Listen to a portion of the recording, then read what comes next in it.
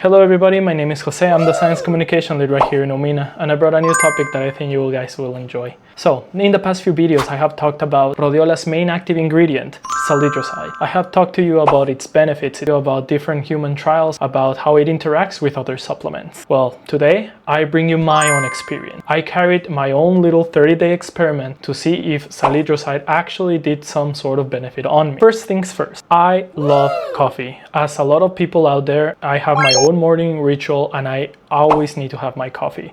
In science, I am what you might call a fast metabolizer. Basically, my body is able to process caffeine very quickly, so coffee doesn't really have an effect on me. I don't get the same rush from coffee as other people do when they take it in the afternoon to wake up. That's when one day my boss came up to me and told me that I should try salidroside. Maybe I feel the difference, maybe something changes during my morning routine. And that's exactly what I did.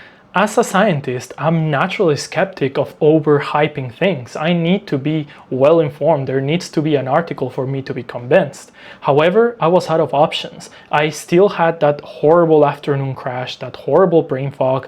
It felt like I was walking through a swamp. So without options and curious by nature, why not? Let me try salidroside, let me carry my own 30-day experiment and see what happens. Week 1.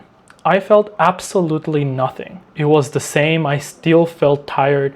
I was just grinding through my work, and it didn't help that I was checking my phone every 5 minutes and getting distracted. I still got that horrible afternoon crash at around 2-3 p.m.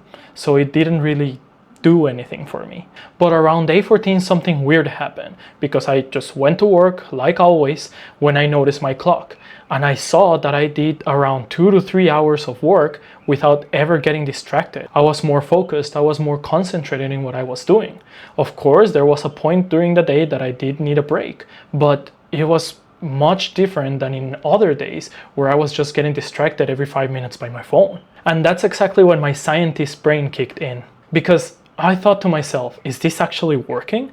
Is this doing something to me? So I decided to test my hypothesis. I decided to see if this was actually working, because salidroside not only helps you with your mental focus or with your alertness, but it also helps you with your physical recovery. So I decided to try this out during my gym routine. So I decided to take salidroside before going to the gym, and then I would measure my recovery process after the workout and the next day soreness. And I was pleasantly surprised. Of course, I didn't get any superhuman strength or I become stronger or I could do more sets. But I did notice that my post-workout crash was smaller. I noticed that my recovery was more manageable. I was able to deal with the pain better. I noticed those changes at around the end of my experiment. So another 2 weeks after taking salidroside for my gym routine. And now my bottle is empty. So let me tell you my conclusions. Salidroside didn't make me stronger. It didn't cure something that I had. However, as a subtle support for daily burnout and overall fatigue, be either mental or physical, it's surprisingly solid. And it's a tool that I'll definitely keep using during my daily routine. So give our 98% high-purity salidroside a chance. You may be pleasantly surprised.